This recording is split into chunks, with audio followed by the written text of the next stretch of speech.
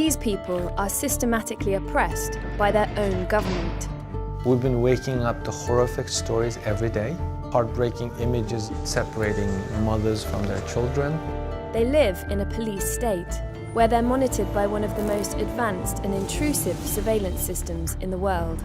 Imagine that the police force you to stand in front of a camera for biometric data collection. Every online activity is tracked. Imagine that the police force you to install spying app on your phone. Their religion is restricted. Many traditional Muslim names are even banned for newborns. Party officials are frequently attacking Islam as very old-fashioned, very backward. These are some of the suspected detention camps where an estimated 1 million Uyghurs are held.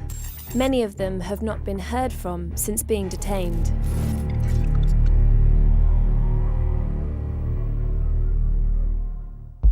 Uyghurs are a Turkic-speaking Muslim minority in China, living mostly in the sensitive frontier province of Xinjiang. It's more than 4 times the size of Germany and borders 8 countries.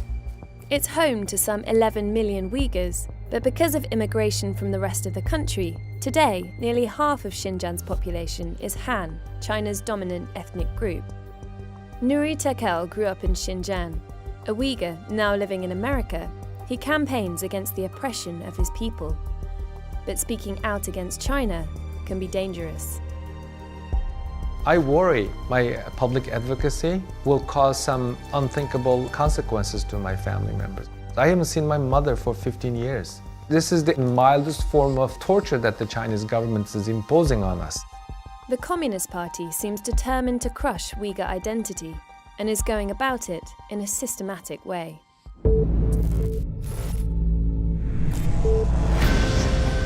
Although China has long been suspicious of the Uyghurs, as it has been of many minority groups, its worries increased after Al-Qaeda's attack on America on 9/11.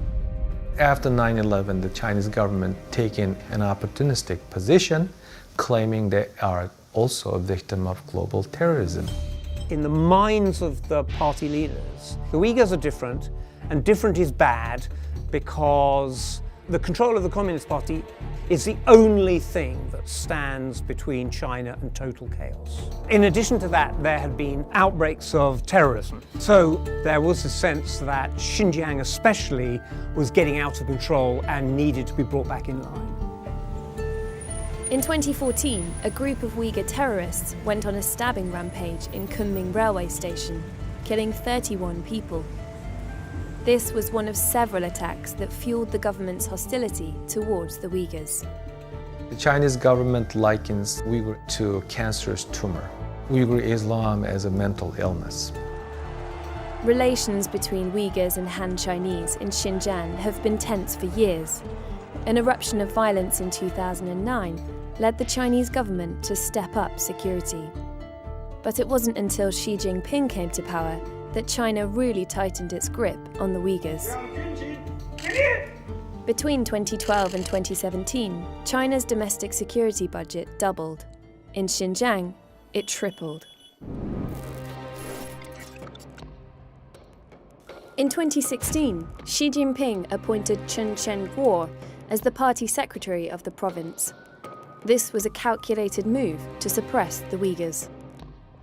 Chen Quanguo is a hand-picked official trusted by Xi Jinping, handling 2 of China's most sensitive regions.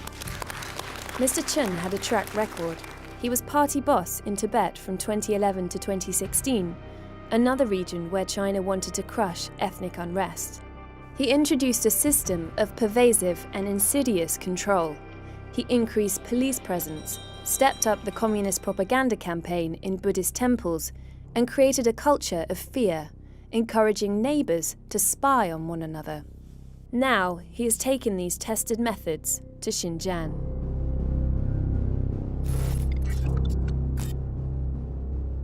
Images of Xi Jinping have been placed in some mosques and on prayer mats across the province, an act that offends religious sensibilities. Beards and face veils have been banned, as have some halal products. This 800-year-old mosque is one of many that has been closed or bulldozed. The Uyghur language is banned in schools in parts of Xinjiang. Uyghur heritage is being wiped out. It's a cultural genocide. It's a very specific purpose, systematic method, and ultimate goal. That is to stamp out Uyghur identity.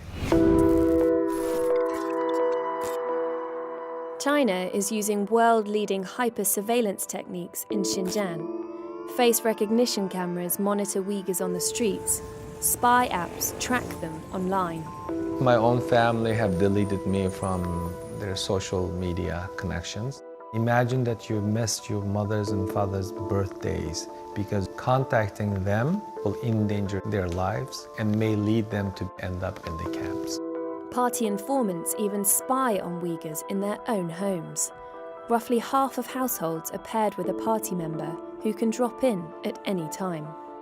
This official comes to their house, gives the children presents, talks to them about the wonders of Chinese communism, and of course reports back all sorts of details of interest to the authorities. If you stand in the way, we'll take you in a camp. It's very clear policy.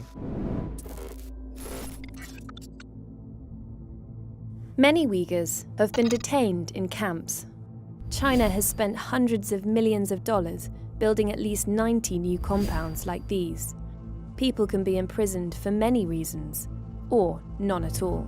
We don't quite know how many people are in these camps, but probably the latest figures are at least 1 million people are in camps. Now, that's of the order of 1 in 6 of the adult population.